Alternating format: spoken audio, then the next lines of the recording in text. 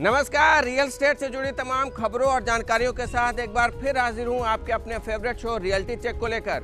मैं हूं रामेश्वर मिश्रा और इस बार के शो में देखेंगे प्रॉपर्टी बाजार में मंदी का दौर जारी, आम बजट के बाद सुधार की उम्मीदें, क्यों है रीसेल में प्रॉपर्टी खरीदना फायदेमंद, यमुना एक्सप्रेसवे के इलाके में कौन सा प्रोजेक्ट हो सकता है आपके लिए सुरक्षित निवेश, और मुलाकात करेंगे रियल एस्टेट से जुड़ी एक शख्सियत से। रियल एस्टेट सेक्टर मंदी की मार से अभी भी नहीं उबरा है। पिछले एक साल से प्रॉपर्टी बाजार को खरीदारों की बेरुखी से रूबरू होना पड़ रहा है।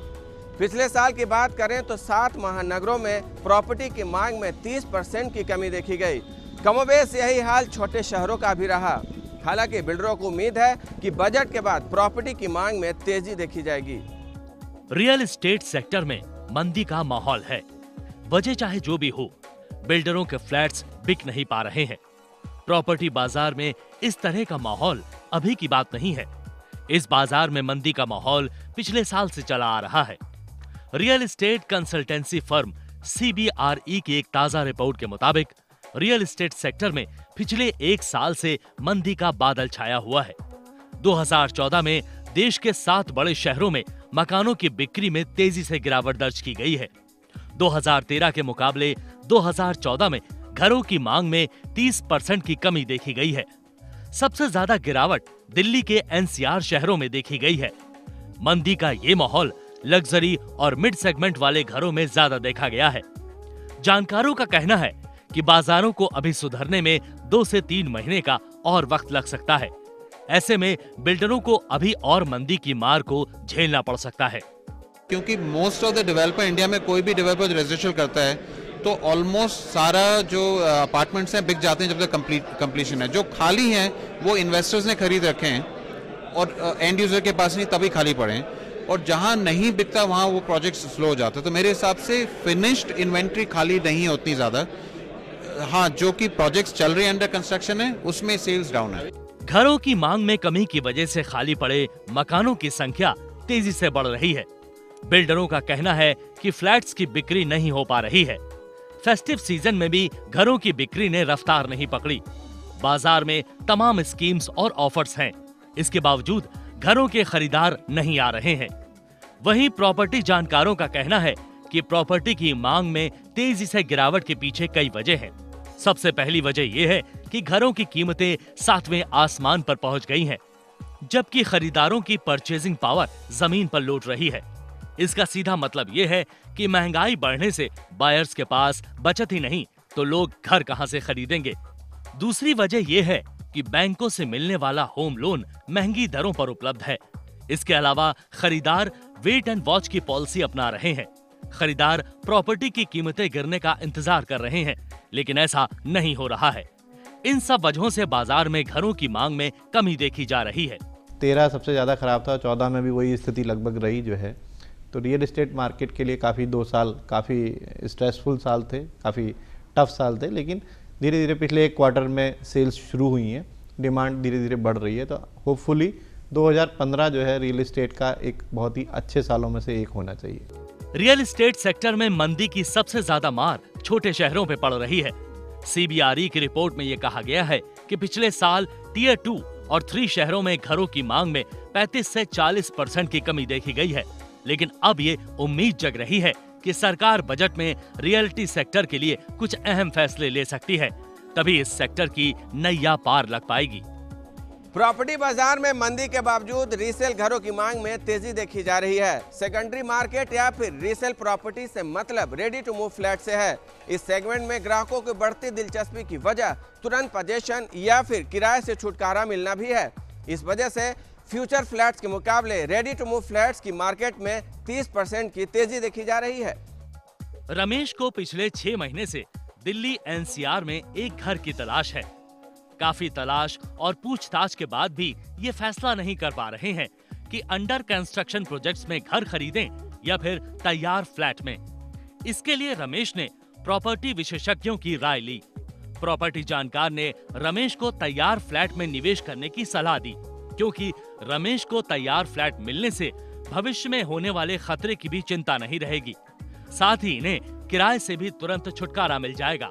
नहीं, रेंट टू इस वजह से हम खरीदते हैं, एक तो हम जहाँ पे रह रहे हैं किराए पे, वो किराया मेरा ईएमआई में कन्वर्ट हो जाता है, प्लस वहाँ की लोकलिटी का पता चल जाता है, क्या लोकलिटी है, कन्वेंस का पता चल जाता है, कन्वेंस अभी है कि नहीं, बच्चे स्कूल जाना है, बच्चों को मिसेस को मार्केट जाना होता है, तो ये सारी सुविधाएं, सिक्योरिटी सिस्टम अच्छा रहता है और बैंक लोन ईजिली हो जाता है, जिससे कि जो एक्सपेंडिचर होता है उसमें सेविंग होती है।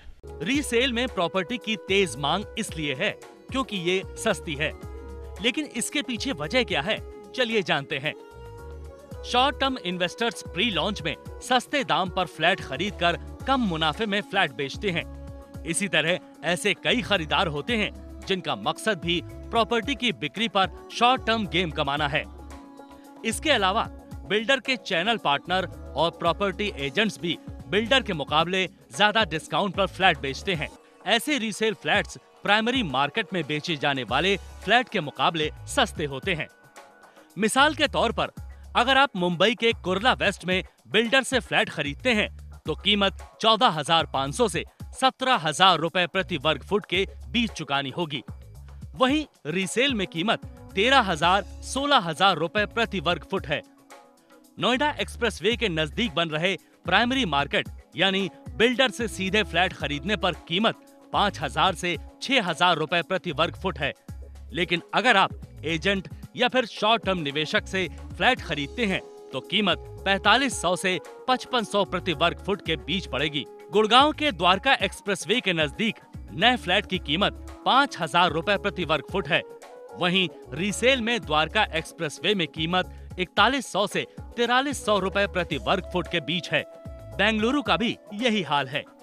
यहाँ के सरजापुर रोड या फिर ये लहंगा इलाके में सीधे बिल्डर से फ्लैट खरीदने पर कीमत 6,000 से 4,800 रुपए प्रति वर्ग फुट है, जबकि सेकेंडरी मार्केट में फ्लैट 4,800 और 4,200 रुपए प्रति वर्ग फुट पर उपलब्ध हैं। बिल्डर भी मानते हैं कि बाजार में मंदी है और इस वजह से बिल्डरों पर दबाव है। रीसेल प्रॉपर्टी खरीदने का सबसे बड़ा फायदा ये होता है कि फ्लैट लगभग तैयार मिलते हैं। फ्लैट खरीदने के तुरंत बाद ही आप इनमें रहना शुरू कर सकते हैं। वहीं अंडर कंस्ट्रक्शन प्रोजेक्ट्स में बायर को हमेशा पोजीशन की फिक्र सताती रहती है। वैसे तो रीसेल में घर खरीदना कई मायने में फायदेमंद होता है, लेकिन इसकी खरीदारी पर आपसे ज्यादा डाउन पेमेंट और ट्रांसफर फीस की मांग की जा सकती है और ये प्रॉपर्टी की वैल्यू का 20% तक हो सकता है। तो ऐसे में अगर आप रीसेल में प्रॉपर्टी खरीदने की सोच रहे हैं तो इनका हिसाब करना न भूलें। यमुना एक्सप्रेसवे के नजदीक वो कौन से प्रोजेक्ट्स हैं जिनमें निवेश है सुरक्षित, इसके लिए करना होगा आपको इंतजार, क्योंकि ये होगा ब्रेक के उस पार। आप बने रहिए हमारे साथ।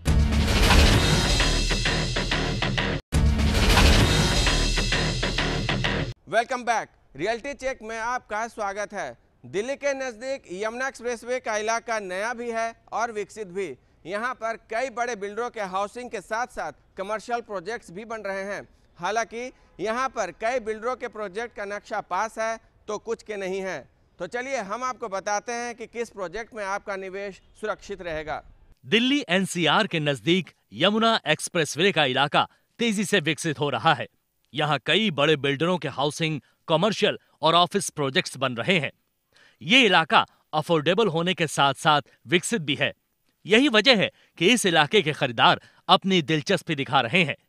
यहाँ पहले से ही बिल्डरों के सभी तरह के प्रोजेक्ट्स बन रहे हैं।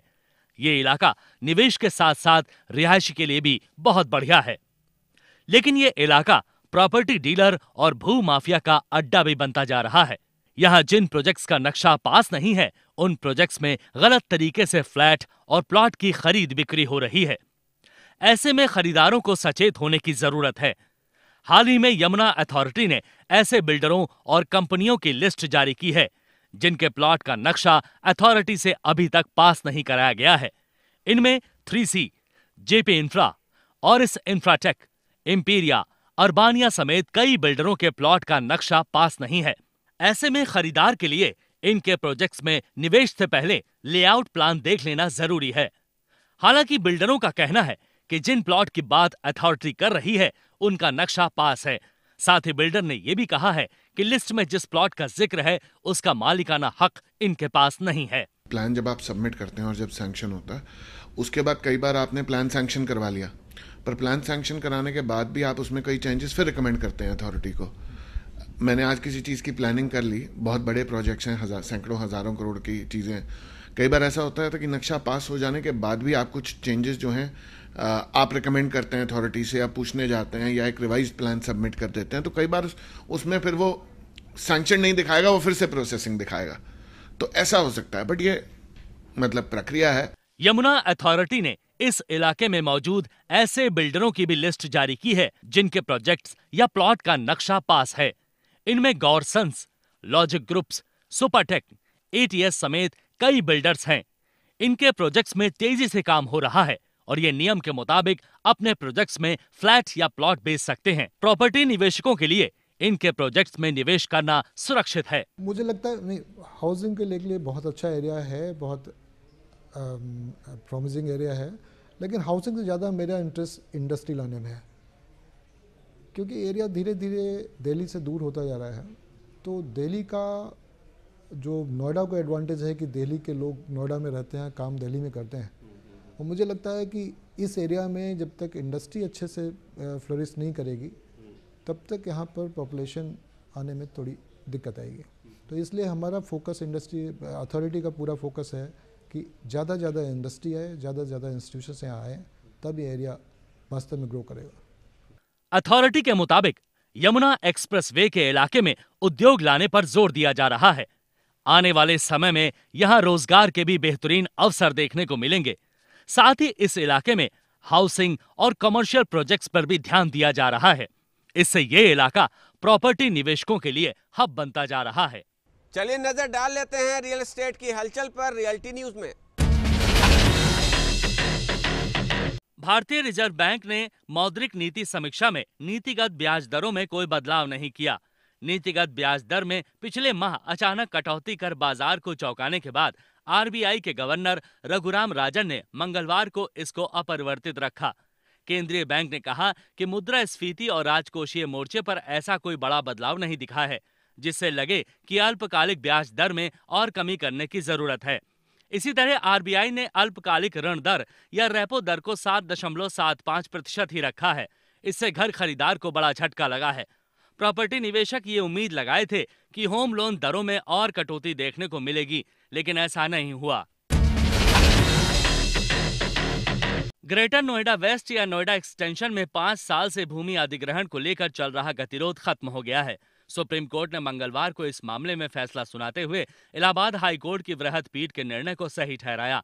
कोर्ट के इस फैसले से 2.5 लाख निवेशकों के आशियाने का सपना पूरा होगा। शीर्ष अदालत ने प्राधिकरण को निर्देश दिया कि वो किसानों को पूर्व निर्धारित 64.7% अतिरिक्त मुआवजा और 10% भूमि विकसित करके लौटाए। इस फैसले से प्राधिकरण की विकास योजनाओं को भी गति मिलेगी। सुप्रीम कोर्ट ने इस मामले में 39 गांवों के 1125 किसानों की याचिका पर सुनवाई की। इन लोगों ने हाई कोर्ट के फैसले को चुनौती दी थी। किसानों के मुताबिक शीर्ष अदालत ने माना है कि ये विवाद किसानों और प्राधिकरण के बीच मुआवजे के दरों को लेकर था। किसानों को जमीन देने में कोई दिक्कत नहीं थी, इसलिए हाई कोर्ट ने 6 की बजाय 10% विकसित भूमि देने को कहा था। मुंबई में अफोर्डेबल हाउसिंग की राह आसान होने की उम्मीद है। बिल्डर्स मुंबई के नजदीकी इलाके में 5 लाख से ज्यादा अफोर्डेबल हाउसिंग बनाने के लिए योजना बना रहे हैं। हालांकि इसकी भूमिका 5 साल पहले ही बनी थी। इसके तहत MCHI, क्रेडाई और महाराष्ट्र सरकार के बीच एक समझौता भी हुआ था। इसके तहत अप्रूवल में तेजी के साथ साथ सिंगल विंडो क्लियरेंस पर परमिशन देने की बात है। वहीं बिल्डर 250 से 400 स्क्वायर फीट के घर 25 लाख तक की रेंज में बनाने वाले थे। अब तक इसके तहत कोई खासा काम नहीं हुआ है। इस MOU की वैधता इसी माह समाप्त हो रही है। बिल्डर एसोसिएशन इसे आगे बढ़ाने के लिए प्रयास कर रहा है। इसके तहत बिल्डर सिंगल विंडो क्लियरेंस देने की मांग कर रहे हैं। साथ ही क्लियरेंस को तेज गति से करने की भी मांग कर रहे हैं। इसके तहत अगले 5 साल में MMR रीजन में नए घर बनाए जाएंगे। केंद्र सरकार द्वारा 2022 तक सबको घर देने की तैयारी में इसका भी अहम योगदान होगा। चलिए वक्त हो चला है एक छोटे से ब्रेक लेने का। ब्रेक के बाद बहुत कुछ है खास, आप बने रहिए हमारे साथ।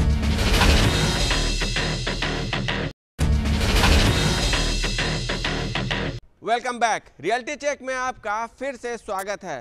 चलिए अब हम आपको मिलवाते हैं एक ऐसी शख्सियत से जिनका यमुना एक्सप्रेसवे के आसपास के इलाकों के विकास कार्यों में बड़ा हाथ है। दिल्ली एनसीआर का सबसे तेजी से विकसित होता इलाका है यमुना एक्सप्रेसवे। ये नोएडा, ग्रेटर नोएडा के नज़दीक है और यहाँ पर हाउसिंग के साथ साथ इंडस्ट्री पर भी जोर दिया जा रहा है। चलिए मुलाकात करते हैं अथॉरिटी के सीईओ पीसी गुप्ता साहब से और जानते हैं इसकी क्या है वजह। सर, यहाँ पर जो विकास की गति है काफ़ी तेज है और इसके पीछे क्या वजह है? वर्ष 2001 में इस अथॉरिटी का गठन किया गया था और इसका मेन मोटिव था कि दिल्ली से आगरा को एक फास्ट ट्रैक कनेक्टिविटी दी जाए। 165 किलोमीटर लंबा यमुना एक्सप्रेसवे बना है जो 2012 में इनॉग्रेट हुआ। इसके आसपास का जो एरिया है वो बहुत डेवलपमेंट के लिए बड़ा पोटेंशियल एरिया हो गया, क्योंकि इतनी अच्छी कनेक्टिविटी जो मिली है यमुना एक्सप्रेसवे की वजह से, इसलिए यहाँ विकास की बहुत अधिक संभावनाएं दिखाई पड़ी थी और इसीलिए 6 जनपदों का एरिया को सम्मिलित करते हुए एक अथॉरिटी का गठन किया गया, जो हमारा नोटिफाइड एरिया 2,65,000 हेक्टेयर एरिया है इस अथॉरिटी का नोटिफाइड, और ये 6 जनपदों में है, गौतम बुद्ध नगर, बुलंदशहर, अलीगढ़, हाथरस, मथुरा और आगरा। इसकी लोकेशन इस तरीके की है कि इस पूरे एरिया में 2 नेशनल हाईवे, 3 स्टेट हाईवे भी क्रॉस करते हैं। इसके अलावा ये जो डेडिकेटेड फ्रेट कॉरिडोर का प्रोजेक्ट है वो इसके बहुत नज़दीक से निकल रहा है, तो इस वजह से भी कनेक्टिविटी के तरीके से ये बहुत ही ऐसा सेंट्रल एरिया हो गया है जहाँ से हर तरफ से कनेक्टिविटी मिल रही है। और अभी एक ईस्टर्न पेरिफेरल एक्सप्रेस वे भी इसी एरिया से क्रॉस करेगा, तो फरीदाबाद से कनेक्टिविटी आ रही है, दिल्ली से कनेक्टिविटी वाया नोएडा और ग्रेटर नोएडा मिल रही है, गाज़ियाबाद से कनेक्टिविटी मिल रही है, हापुड़ से कनेक्टिविटी मिल रही है, आगरा और ये हाथरस और ये सब एरिया जो है यूपी के जो इंडस्ट्री के हिसाब से बड़े पुराने सेक्टर्स रहे हैं, जनपद रहे हैं जहाँ इंडस्ट्री ट्रेडिशनल इंडस्ट्री बहुत थी, तो उन सब की कनेक्टिविटी इस एरिया से हो रही है, इसलिए ये बड़ा प्रोमिसिंग एरिया हो गया। ये इलाका इतना अफोर्डेबल क्यों है? क्योंकि यहाँ पर इंडस्ट्री भी लगाए जा रहे हैं, हाउसिंग भी है और इंस्टीट्यूशनल एरिया को भी कम रेट पर ज़मीन दिए जा रहे हैं। आपने 2 बातें कही, एक हाउसिंग का और एक इंडस्ट्री का। इंडस्ट्री को हम लोग जो ज़मीन लेते हैं, ऑब्वियसली किसान की ज़मीन जा रही है तो उसको भी भरपूर कंपनसेशन दिए जाने की आवश्यकता है, और अभी जो नया अधिनियम पास हुआ है उसमें सर्किल रेट का 2 गुना और 4 गुना कंपनसेशन देने की बात है। तो एक्विजिशन कास्ट ज़्यादा है, ये बात सही है, आसपास के एरिया के कंपेरेबली है, लेकिन हम इंडस्ट्री के लिए सब्सिडाइज करते हैं और उस जो सब्सिडी वाला पोर्शन है वो कमर्शियल पर लोड करते हैं। अफोर्डेबल हाउसिंग के लिए जो LIG और MIG और EWS कैटेगरी के लोग हैं उनके लिए भी कुछ सब्सिडी रखते हैं, जिससे उनको कम दामों पे मिल जाए, और जो बड़े सेगमेंट हैं HIG और लग्जरी सेगमेंट है उसके लिए दाम ज़्यादा रहते हैं। तो वेरिएबल दाम रखने से हर सोसाइटी के हर सेगमेंट के लिए कुछ ना कुछ यहाँ पर मिल जाता है। इस इलाके में कितने बिल्डर्स अपने हाउसिंग प्रोजेक्ट्स बना रहे हैं और किस तरह के प्रोजेक्ट्स यहाँ पर देखने को मिलते हैं? इसमें अगर इस तरीके से देखें, हाउसिंग प्रोजेक्ट की अगर बात करें तो पहले तो सबसे बड़ा लैंड पार्सल हाउसिंग के लिए JP के पास है। JP इंफ्राटेक जिन्होंने इस एक्सप्रेसवे को बनाया है, उनको कंसेशन में इस एरिया में, हमारे नोटिफाइड एरिया में 2000 हेक्टेयर और नोएडा में 500 हेक्टेयर, 2500 हेक्टेयर लैंड उनके पास है जो मेनली रेजिडेंशियल सेगमेंट में जाएगी। इसके अलावा JP को SDZ के नाम से एक 1000 हेक्टेयर की लैंड अलॉट की गई थी, जिसमें फार्मूला 1 बनाया है, स्पोर्ट्स एक्टिविटी के लिए वो था। तो स्पोर्ट्स सिटी का जो प्रोजेक्ट है इनका, वो भी उसमें करीब 20% हाउसिंग एक्टिविटी होंगी। इसके अलावा हमने करीब 1200 एकड़ ज़मीन अलॉट की है टाउनशिप के लिए। तो 12-13 बिल्डर हैं जो रेजिडेंशियल प्लॉट निकाल रहे हैं, विलास बना रहे हैं, फ्लैट बना रहे हैं और हर सेगमेंट के लिए बना रहे हैं। LIG भी बन रहा है, MIG भी बन रहा है, HIG भी बन रहा है, EWS के लिए बना रहा है। हम भी अथॉरिटी की तरफ से भी EWS के लिए बहुत से प्रोजेक्ट हमने लॉन्च किए थे, जिसमें 7 लाख रुपए से 20 लाख रुपए तक के फ्लैट हमने लॉन्च किए। इसके अलावा इंस्टीट्यूशंस के लिए बहुत लैंड अलॉट हुई है। यहाँ पर 2 यूनिवर्सिटी यहाँ पर काम करने लगी हैं, गलगोटिया यूनिवर्सिटी और नोएडा यूनिवर्सिटी।